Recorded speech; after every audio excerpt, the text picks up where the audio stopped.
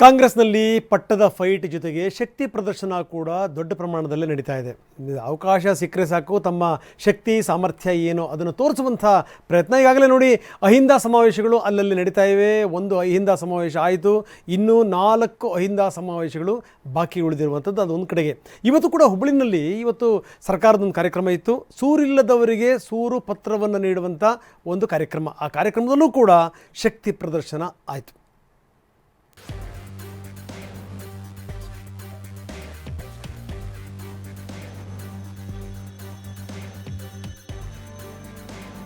ಹುಬ್ಬಳ್ಳಿಯಲ್ಲಿ ಡಿಕೆ ಅನುಪಸ್ಥಿತಿಯಲ್ಲಿ ಸಿಎಂ ಶಕ್ತಿ ಪ್ರದರ್ಶನ.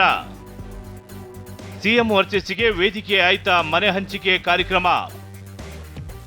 ಲಕ್ಷಾಂತರ ಜನರ ಸಮ್ಮುಖದಲ್ಲಿ ಖರ್ಗೆ ಜೊತೆ ಸಿಎಂ ಅಬ್ಬರ. ಕಾಂಗ್ರೆಸ್ ಮನೆಯಲ್ಲಿನ ಪಟ್ಟದ ಆಟ ಬೂದಿ ಮುಚ್ಚಿದ ಕೆಂಡದಂತಿದೆ. ಸಿಕ್ಕ ಅವಕಾಶದಲ್ಲಿ ಆಗಾಗ ಶಕ್ತಿ ಪ್ರದರ್ಶನಗಳು ಆಗ್ತಾನೆ ಇರುತ್ತೆ. ನೇರವಾಗಿ ಸಿಎಂ ಕುರ್ಚಿಗೆ ಡಿಕೆ ಪಟ್ಟು ಹಿಡಿಯದಿದ್ರು ತಮ್ಮದೇ ಆದ ರೀತಿಯಲ್ಲಿ ಆಪ್ತರ ಮೂಲಕ ಡಿಕೆ ಸಿಎಂ ಆಗಬೇಕು ಅಂತ ಕೂಗು ಎಬ್ಬಿಸಿರುವ ಉದಾಹರಣೆಗಳು ಕೂಡ ನಮ್ಮ ಮುಂದೆ ಇದೆ. ಡಿಕೆ ಆಪ್ತರು ಡೆಲ್ಲಿ ದಂಡಯಾತ್ರೆ ಕೂಡ ಮಾಡಿದ್ರು. ಇದೀಗ ಡಿಕೆ ವಿದೇಶದ ಪ್ರವಾಸ ಇರೋ ಹೊತ್ತಲ್ಲೇ ಸಿಕ್ಕ ಅವಕಾಶವನ್ನೇ ಬಳಸಿಕೊಂಡು ಸಿಎಂ ಸಿದ್ದರಾಮಯ್ಯ ಶಕ್ತಿ ಪ್ರದರ್ಶನ ಮಾಡಿದ್ದಾರೆ.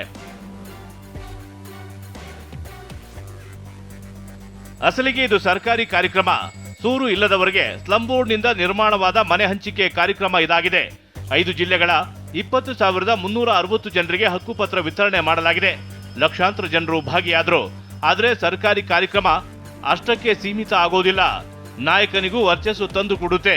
ಅದೇ ರೀತಿಯಲ್ಲೇ ಸಿಎಂ ಸಿದ್ದರಾಮಯ್ಯನು ಮನೆ ಹಂಚಿಕೆ ಕಾರ್ಯಕ್ರಮದ ನೆಪದಲ್ಲಿ ಶಕ್ತಿ ಪ್ರದರ್ಶನ ಮಾಡಿದ್ರ ಅನ್ನೋ ಚರ್ಚೆ ಶುರುವಾಗಿದೆ. ನಾವು ಈ ಸಾರಿ ಅಧಿಕಾರಕ್ಕೆ ಬಂದ ಮೇಲೆ ನಾವು ಸುಮಾರು 36,789 ಮನೆಗಳನ್ನು ಮೊದಲನೇ ಹಂತದಲ್ಲಿ ಕಟ್ಟಿದವು. ಈಗ ಎರಡನೇ ಹಂತದಲ್ಲಿ 42,345 ಮನೆಗಳನ್ನು ಹಂಚ್ತಾ ಇದ್ದೀವಿ. ಅಷ್ಟೇ ಅಲ್ಲ, ಕೊಳಗೇರಿ ಅಭಿವೃದ್ಧಿ ಮಂಡಳಿಯಿಂದ 20,000 ಹಕ್ಕುಪತ್ರಗಳನ್ನು ಕೊಡ್ತಕ್ಕಂಥ ಕೆಲಸವನ್ನು ಮಾಡ್ತಾ ಇದ್ದೀವಿ. ಹುಬ್ಬಳ್ಳಿಯ ಕಾರ್ಯಕ್ರಮದಲ್ಲಿ ಸಿಎಂ ಆಪ್ತರದ್ದೇ ಅಬ್ಬರ ಇತ್ತು. ಸಿಎಂ ಆಪ್ತ ವಲಯದಲ್ಲಿ ಗುರುತಿಸಿಕೊಂಡಿರುವ ಘಟಾನುಘಟಿ ನಾಯಕರು ಭಾಗಿಯಾದರು. ಸಚಿವ ಜಮೀರ್ ಅಹಮದ್, ಸಂತೋಷ್ ಲಾಡ್ ಸೇರಿದಂತೆ ಹಲವರು ಭಾಗಿಯಾದರು. ಉತ್ತರ ಕರ್ನಾಟಕದ ಜನರು ನಮ್ಮ ಜೊತೆಗೆ ಇದ್ದಾರೆ ಎಂಬ ಸಂದೇಶವನ್ನ ಸಿಎಂ ಆಪ್ತರು ರವಾನೆ ಮಾಡಿದಂತೆ ಇತ್ತು. ಬಿಜೆಪಿದವರು ಕಾಂಗ್ರೆಸ್ಗೆ ಬೈಯೋದು, ನೆಹರೂಜಿಗೆ ಬೈಯೋದು, ಇಂದಿರಾ ಗಾಂಧಿ ಹೆಸರು ಹೇಳಿ ಅವ್ರಿಗೆ ಬೈಯೋದು, ರಾಹುಲ್ ಗಾಂಧಿಗೆ ಬೈಯೋದು, ಸೋನಿಯಾ ಗಾಂಧಿ ಅವ್ರಿಗೆ ಬೈಗಳಿಂದ ಏನಾಗ್ತದಪ್ಪ?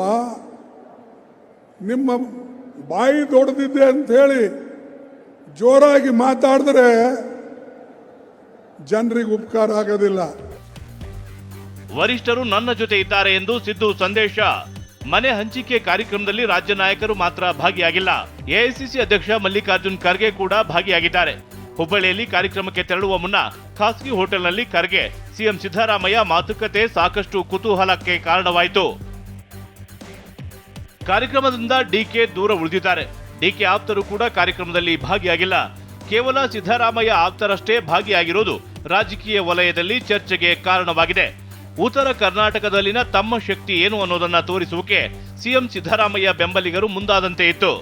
ಒಂದು ವೇಳೆ ಸಿಎಂ ಸ್ಥಾನದಿಂದ ಇಳಿಸಿದ್ರೆ ಜನರು ರೊಚ್ಚಿಗೇಳ್ತಾರೆ ಎಂಬ ಸಂದೇಶವನ್ನ ರವಾನೆ ಮಾಡಿದಂತೆ ಇತ್ತು ಸಿಎಂ ಆಪ್ತರ ನಡೆ.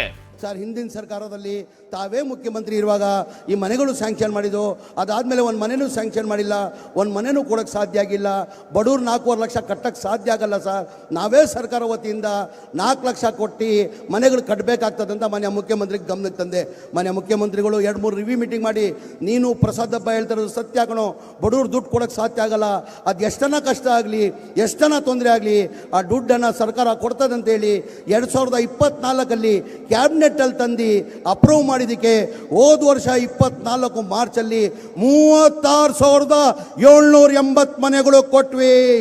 ಮತ್ತೊಂದು ಕಡೆ ಇದೊಂದು ಕಾಂಗ್ರೆಸ್ ಕಾರ್ಯಕ್ರಮ ಆಗಿದೆ ಅಂತ ಬಿಜೆಪಿ ಪ್ರತಿಭಟನೆ ನಡೆಸಿದೆ. ಕಾರ್ಯಕ್ರಮಕ್ಕೆ ಕೇಂದ್ರ ಸಚಿವರು ಶಾಸಕರನ್ನ ಆಮಂತ್ರಿಸಿಲ್ಲ, ಶಿಷ್ಟಾಚಾರ ಉಲ್ಲಂಘನೆ ಆಗಿದೆ ಅಂತ ಆರೋಪಿಸಿದರು. ಹುಬ್ಬಳ್ಳಿಯಲ್ಲಿ ದುರ್ಗದ ಬೈಲ್ ವೃತ್ತದಿಂದ ಬಸವೇಶ್ವರ ನಗರದವರೆಗೆ ರ್ಯಾಲಿ ಮಾಡಲಾಯಿತು. ಸರ್ಕಾರದ ಯೋಜನೆಯನ್ನು ಪ್ರಚಾರಕ್ಕೆ ಕಾಂಗ್ರೆಸ್ ಸರ್ಕಾರಕ್ಕೆ ಸರ್ಕಾರದ ಯೋಜನೆ ಪ್ರಚಾರಕ್ಕೆ ಕಾರ್ಯಕ್ರಮ ಏನೋ ಚೆನ್ನಾಗಿಯೇ ನಡೆದಿದೆ. ಆದರೆ ಕಾರ್ಯಕ್ರಮ ಆರಂಭಕ್ಕೂ ಮುನ್ನ ಅವಘಡ ನಡೆದಿದ್ದು ಎಲ್ರಿಗೂ ಭಯ ಹುಟ್ಟುವಂತೆ ಮಾಡಿತು. ವೇದಿಕೆ ಮುಂಭಾಗದಲ್ಲಿ ಹಾಕಿದ್ದ ಕಟೌಟ್ ಕುಸಿತದಿಂದ ಮೂವರಿಗೆ ಗಂಭೀರ ಗಾಯ ಆಗಿತ್ತು. ಅದೃಷ್ಟವಶಾತ್ ಯಾವುದೇ ಪ್ರಾಣಾಪಾಯ ಸಂಭವಿಸಿಲ್ಲ. ಸಂಜಯ್, TV9, ಹುಬ್ಬಳ್ಳಿ.